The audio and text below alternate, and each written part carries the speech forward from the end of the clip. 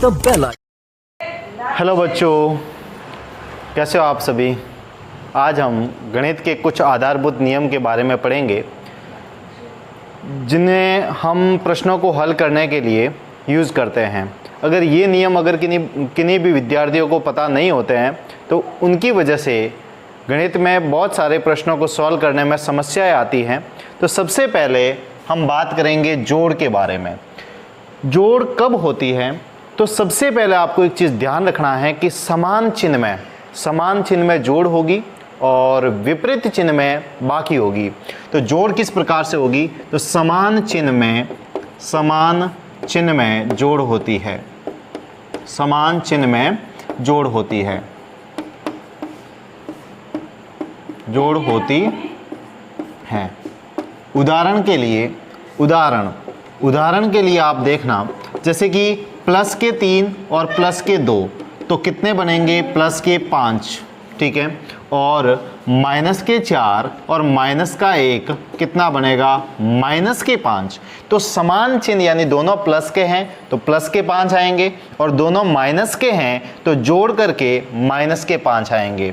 इसी प्रकार से बाकी करने के लिए विपरीत चिन्ह देखे जाते हैं, यानी कि विपरीत चिन्ह में बाकी होगी, विपरीत चिन्ह में बाकी होगी, विपरीत चिन्ह में बाकी होती है, बाकी होती है, विपरीत चिन्ह में बाकी होती है। जैसे माइनस के 7 और प्लस के 3 तो यहाँ पर विपरीत चिन्ह है, एक माइनस का है एक प्लस का है, इसलिए यहाँ पर बाकी होगी। 7 में से 3 गए, बचेंगे 4। और यहाँ पर ध्यान ये देना है कि जो बड़ी संख्या होगी वो अगर प्लस की है तो इसमें उत्तर में प्लस आएगा, और माइनस की है तो यहाँ पर माइनस आएगा। इसी प्रकार से जैसे मैंने लिखा 6 माइनस 2 तो 6 प्लस के बड़ी संख्या है और माइनस के 2 छोटी संख्या है, तो इनकी प्लस और माइनस की वजह से बाकी होगी, और 6 में से 2 जाएगा, प्लस के 4 आएगा। इसी प्रकार से हम देखते हैं गुणा के नियम।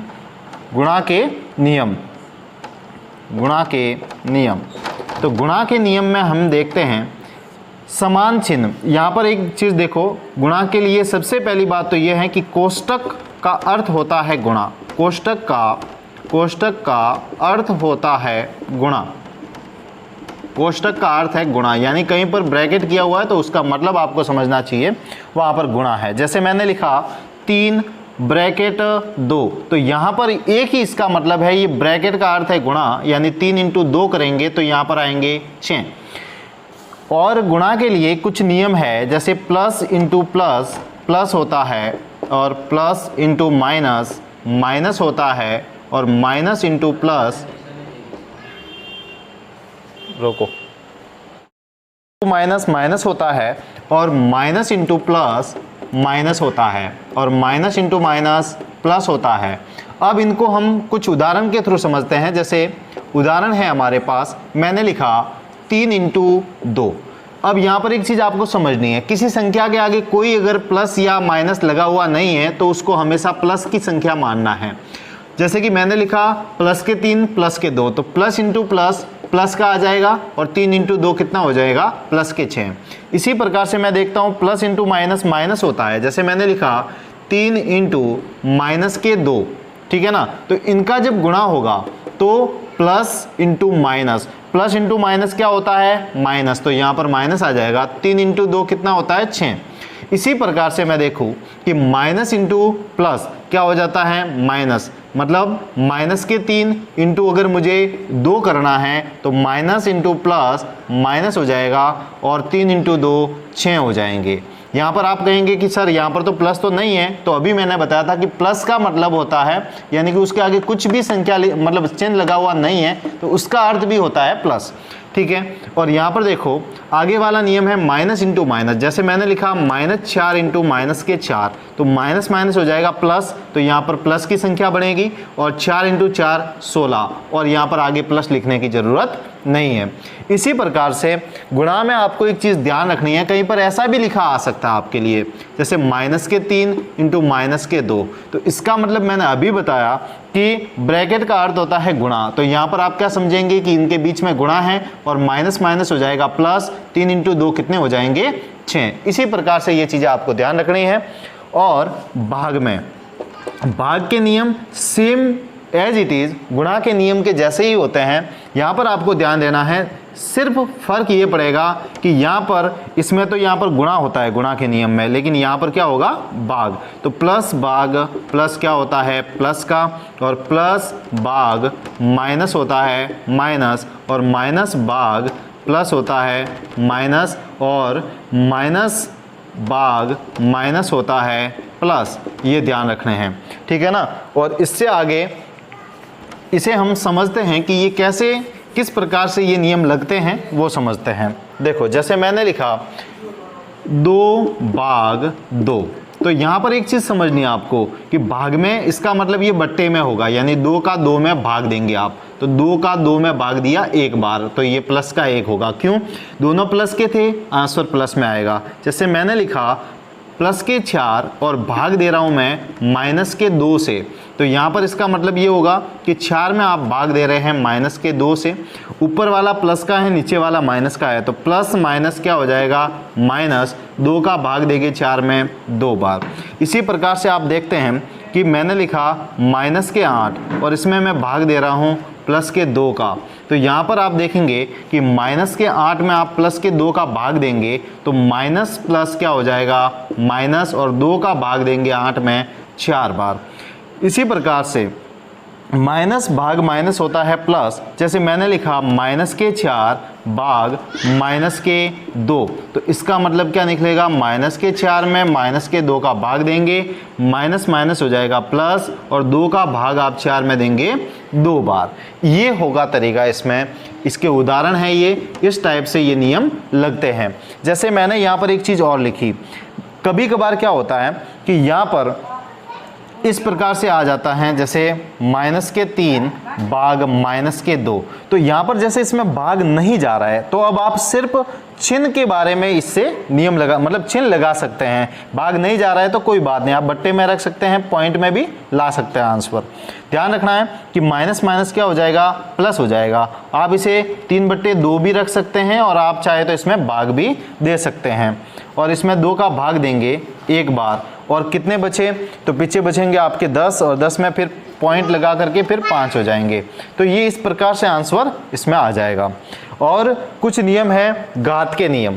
अब देखो ये तो हो गया हमारे भाग के नियम, अब हम बात करते हैं घात के नियम के बारे में। वो भी बहुत ही महत्वपूर्ण होते हैं। जब कभी भी आप संख्याओं के गुणनखंड करते हैं तो उस समय ये भाग के नियम मतलब घात के नियम काम आते हैं। जैसे घात का नियम का मतलब देखना आप, घात संबंधी नियम, घात संबंधी नियम, जैसे ये नियम हमें क्या कहते हैं। सबसे पहले आपको ये पता होना चाहिए कि घात का अर्थ क्या होता है। जैसे घात का अर्थ इसका मतलब ये होता है, जैसे किसी संख्या के ऊपर लिखा है a की घात m, a कोई संख्या है और उसके ऊपर m भी कोई संख्या है, यानी किसी संख्या के ऊपर संख्या, इसका मतलब ये घात है, m यहाँ पर घात है। और इसका मतलब ये होता है कि a वाली संख्या को m बार गुणा करना है। जैसे मैंने लिखा a इंटू a, और ये कितनी बार गुणा करना है m बार। उदाहरण के लिए जैसे मैं करता हूँ 3 की घात 6, तो इसका मतलब ये होगा, ऐसा नहीं कि 3 इंटू 6 करके आप 18 कर दो, ऐसा नहीं है। इसका मतलब ये है कि 3 को आप 6 बार गुणा कराओ, यानी 3 into 3 into 3 into 3 into 3 into 3, ये हो जाएगा इस प्रकार से, यानी कि 3 का गुणा 6 बार। इसका मतलब ये होता है, घात का मतलब एक्चुअल में ये होता है। अब एक बात समझनी है आपको, जैसे इसके कुछ नियम होते हैं। पहला नियम है जैसे a की घात m इंटू a की घात n, तो इसको हम कैसे करेंगे, यानी कि जब आधार समान। एक बात और ध्यान रखें, जैसे a की घात m है, तो इसमें आपको ये समझना है कि ये जो नीचे वाला होता है इसको आधार कहते हैं, यानी बेस है। ये क्या है, बेस, आधार को बोलते हैं बेस। और ये है इसमें घात, घात को बोलते हैं डिग्री। क्या बोलते हैं, डिग्री, डिग्री है ये। अब यहाँ पर देखना, जब आधार समान है और घातें अलग हैं और गुणा में हैं तो अब आप क्या करेंगे, उसमें घातों को जोड़ेंगे। आधार के ऊपर घातों को जोड़ देना है। जैसे कहीं पर लिखा हुआ है, उदाहरण के लिए कहीं पर लिखा है 2 की घात 3 इंटू फिर 2 की घात 2 लिख दिया। तो यहाँ पर देखना आधार समान है, इनकी घातें डिफरेंट है, अलग है, तो आप आधार के ऊपर घातों को जोड़ देंगे, यानी कि 3 + 2 करेंगे और 2 की घात कितनी आ जाएंगी, 5, यानी कि ये हो जाएगा 2 की घात 5। अभी समझाया मैंने कि जितनी घात होती है आधार को उतनी बार गुणा करवाना है। जैसे यहाँ पर आप करेंगे 2 × 2 × 2 × 2 × 2 इस प्रकार से, और ये हो जाएंगे आपके 4 × 4 = 8, 8 × 16 और 32 हो जाएंगे। कितने हो जाएंगे, 32। इनका गुणा करवाना है आपस में, यानी 2 × 2 4 हो गए, 4 × 2 8 हो गए, 8 × 2 16 हो गए और 16 × 2 32 हो गए, इस प्रकार से।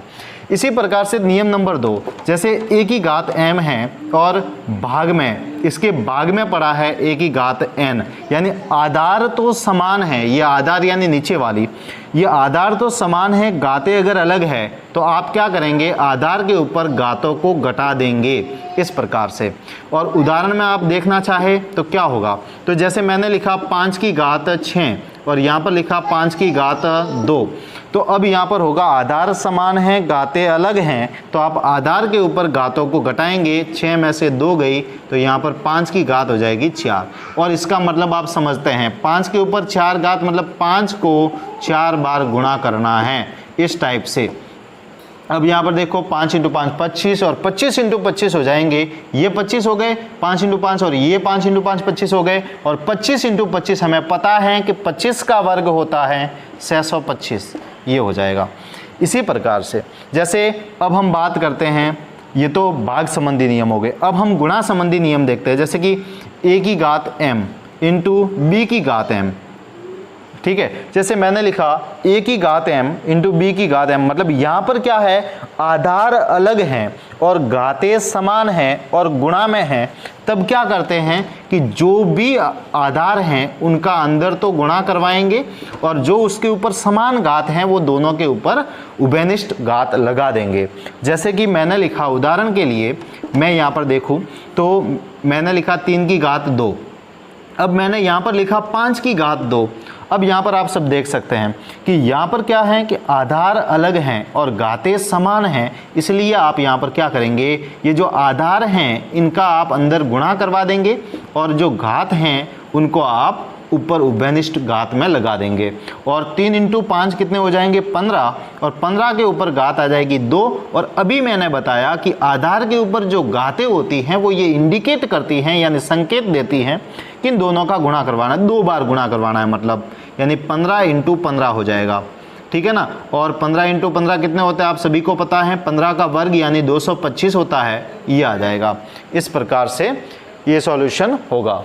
अब देखो आगे चौथा नियम, इसमें ये होने के बाद में जैसे मैंने लिखा a की घात m बट्टे b की घात m, यानी कि इसमें ऐसा है कि यहाँ पर तो क्या था, आधार अलग थे और घात समान थी लेकिन गुणा में थे। अब हम बात करते हैं आधार अलग हैं, जैसे यहाँ पर भी, यहाँ a है यहाँ पर b है, और घातें समान हैं, आधार अलग घातें समान लेकिन भाग में, तब आपको क्या करना है, तो सिंपल यही रहेगा, a और b भाग में लिखे जाएंगे और उसकी जो समान घात है वो कॉमन लग जाएगी ऊपर, जैसे कॉमन घात लग जाएगी। उदाहरण के लिए जैसे मैंने लिखा 2 की घात 3 और यहाँ पर लिखा है 5 की घात 3, तो आप ऐसा कर सकते हैं, कैसा कि यहाँ पर दोनों के ऊपर यानी 2/5 के ऊपर आप घात लगा सकते हैं 3, क्योंकि दोनों के ऊपर घातें 3 हैं। इस प्रकार से जैसे एक नियम होता है कि किसी भी संख्या के ऊपर अगर घात 0 है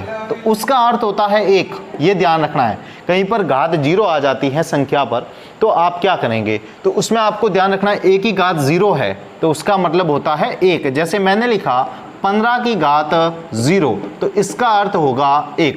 मैंने लिखा 25 की घात 0 तो इसका अर्थ भी होगा 1। मैंने लिखा 222 की घात 0, इसका मतलब होगा 1। तो आप समझ सकते हैं कि किसी भी संख्या के ऊपर, चाहे कितनी भी बड़ी संख्या या चाहे कितनी भी छोटी संख्या हो, उसके ऊपर अगर घात 0 हो जाए तो उसका अर्थ होता है 1। इसी प्रकार से अगर हम देखें तो कुछ चीज़ें इसमें और भी है, जैसे हम बात करें a की घात 1/2, अगर बट्टा 2 वाली घात है तो इसका अर्थ ये होता है कि a का वर्गमूल यानी ये a का वर्गमूल है, ये क्या है, a का वर्गमूल, यानी a के वर्गमूल का मतलब होता है 1/2 घात। जैसे मैंने लिखा a की घात 1/3, तो इसका अर्थ होता है घनमूल, क्या होता है, घनमूल, a का घनमूल। अगर मैंने लिखा a की घात 1/n, जहां पर n कोई भी संख्या हो सकती है, तो यहां पर मैं इसको लिखूंगा nवा मूल, क्या लिखूंगा, nवा मूल। इसका मतलब होता है nवा मूल, और ये होता है घनमूल, और ये होता है वर्गमूल।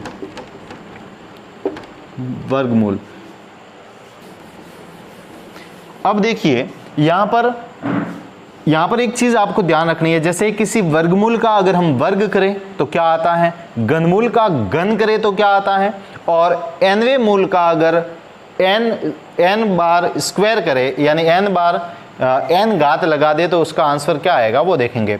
जैसे मैंने लिखा यहाँ पर a, एक बात आपको और ध्यान रखनी है, जैसे कहीं पर यहाँ पर वर्गमूल को इस प्रकार से भी लिखते हैं, यानी कि यहाँ पर 2 नहीं लिखते, घनमूल में 3 जरूर लिखेगा लेकिन वर्गमूल के अंदर यहाँ पर कभी कभार 2 नहीं लिखते हैं, तो इसका मतलब आपको यही समझना है कि ये वर्गमूल है। अब आपको ध्यान रखना है कि वर्गमूल का जब स्क्वायर करते हैं तो आप एक बात हमेशा याद रखेंगे, बार बार नियम से सॉल्व नहीं करेंगे, आपको ये ध्यान रखना है कि जो वर्गमूल होता है उसका वर्ग करने पर उसका वर्गमूल हट जाता है और आप उसको लिखेंगे सिर्फ a। जैसे मैंने लिखा √3 यानी कि वर्गमूल 3, इसका अगर मैं वर्ग करता हूं तो इसका आंसर आएगा 3। अब ये क्यों आया इसको समझते हैं। अभी मैंने बताया कि वर्गमूल का मतलब होता है 1/2 घात। इसको सॉल्व करते हैं, देखो जैसे अभी इसको मैं सॉल्व करता हूं तो 3 के ऊपर मुझे घात कितनी लगानी पड़ेगी, क्योंकि ये वर्गमूल है तो वर्गमूल का मतलब होता है 1/2 घात, तो यहां पर मैं लगाऊंगा 1/2 घात और उसके ऊपर फिर क्या है, स्क्वायर, तो ये स्क्वायर लगेगा। अब आप जानते हैं, अभी हम घातांक नियम को अभी हम पढ़ के गए, उसमें क्या होता है कि यहाँ पर इन घातों का गुणा हो जाएगा, यानी 1/2 का जब 2 से गुणा होगा तो यहाँ पर 2 से 2 कट जाएंगे और 3 की घात आ जाएगी 1 और ये हो जाएगा 3, इस प्रकार से। तो ये इस वजह से ये हटता है, तो आप ये हमेशा याद रखेंगे कि वर्गमूल का वर्ग करने पर उसका वर्गमूल हट जाता है, और इसी प्रकार से यहाँ पर घनमूल का अगर घन करते हैं, जैसे यहाँ पर कोई घनमूल में कोई संख्या है, ये घनमूल में कोई संख्या है, इसका अगर मैं घन करूंगा ना तो ये घातें कट जाएगी। उदाहरण के लिए देखो 2 के ऊपर घनमूल है और अभी हमने सीखा कि इस घनमूल के लिए आप घात लगा सकते हैं 1/3 और ऊपर घात कितनी है 3, तो यहाँ पर आप जानते हैं कि घातों का गुणा हो जाएगा, तो 2 की घात 1/3 और यहाँ पर 3 से गुणा होगा, 3 से 3 कट गए और 2 की घात 1 और आंसर आ जाएगा आपके 2। तो इसी प्रकार से आप सब कुछ ये सॉल्व कर सकते हैं। अब आपसे एक निवेदन रहेगा कि गुरु कृपा कोचिंग सेंटर को सब्सक्राइब करें और बेल आइकन को ज़रूर दबाएं, और समय समय पर आपको ऐसी इन्फॉर्मेटिव वीडियो प्राप्त होती रहेगी।